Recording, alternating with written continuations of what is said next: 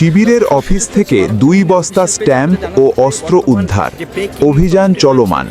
আসন্ন জাতীয় সংসদ নির্বাচনকে কেন্দ্র করে অরাজকতা ও ভোট ডাকাতির ষড়যন্ত্রের অভিযোগের মধ্যে রাজধানীর ঢাকা 6 আসনে ছাত্র শিবিরের একটি অফিস থেকে বিপুল পরিমাণ স্ট্যাম্প ও অস্ত্র উদ্ধার করেছে আইন শৃঙ্খলা বাহিনী। সকালে ঢাকা 6 আসনের কাঠের পুল এলাকায় একটি ভবনে অভিযান চালিয়ে ছাত্র শিবিরের ওই অফিস থেকে 2 বস্তা স্ট্যাম্প ও কয়েকটি অস্ত্র উদ্ধার করা হয় বলে জানিয়েছে সংশ্লিষ্ট সূত্র। আইন শৃঙ্খলা বাহিনী জানায়, গোপন সংবাদের ভিত্তিতে এই অভিযান পরিচালনা করা হয়। উদ্ধারকৃত স্ট্যাম্পগুলো জাল ভোট কেন্দ্র দখল ও নির্বাচনী জালিয়াতিতে ব্যবহারের প্রস্তুতি হিসেবে মজুত করা হয়েছিল বলে প্রাথমিকভাবে ধারণা করা হচ্ছে।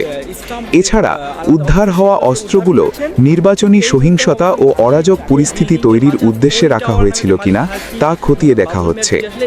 অভিযান সংশ্লিষ্ট এক কর্মকর্তা বলেন, বিষয়টি অত্যন্ত স্পর্শকাতর।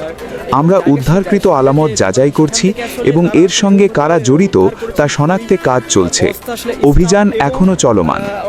এ ঘটনায় এখনও পর্যন্ত কাউকে আনুষ্ঠানিকভাবে গ্রেফতারের তথ্য না মিললেও সংশ্লিষ্ট ভবন ও আশেপাশের এলাকা ঘিরে তল্লাশি জোরদার করা হয়েছে।